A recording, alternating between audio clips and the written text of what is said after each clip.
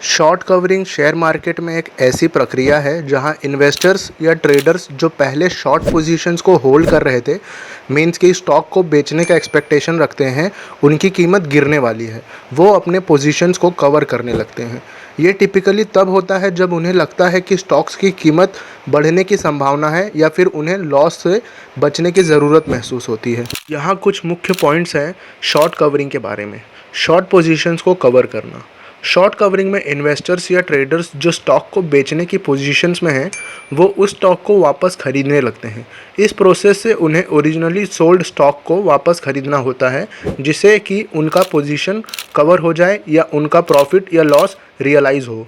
Second है stock की कीमत पर असर। जब ज़्यादा इन्वेस्टर्स अपने शॉर्ट पोजीशंस को कवर करने लगते हैं, तो इससे डिमांड बढ़ती है। अगर सप्लाई कांस्टेंट या कम है, तो इससे स्टॉक की कीमत में ऊपर की तरफ प्रेशर आता है। शॉर्ट कवरिंग का ज़्यादा डिमांड स्टॉक की कीमत को टेम्पररी बढ़ाने में मदद करता है।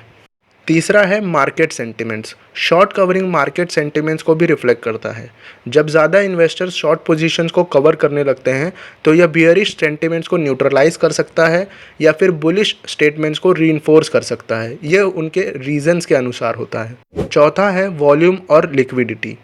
Short covering typically trading volume को बढ़ा देता है जब बहुत सारे इन्वेस्टर्स खरीदने लगते हैं।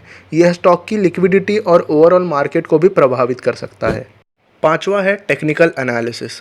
ट्रेडर्स और एनालिस्ट शॉर्ट कवरिंग को एक टेक्निकल इंडिकेटर के रूप में देखते हैं। इसको इंटरप्रेट किया जा सकता है कि अगर शॉर्ट पोजीशंस को कवर करने की एक्टिविटी ज़्यादा होती है, तो ये एक रिवर्सल सिग्नल हो सकता है जहां स्टॉक की कीमत में अप ट्रेंड स्टार्ट हो सकता है।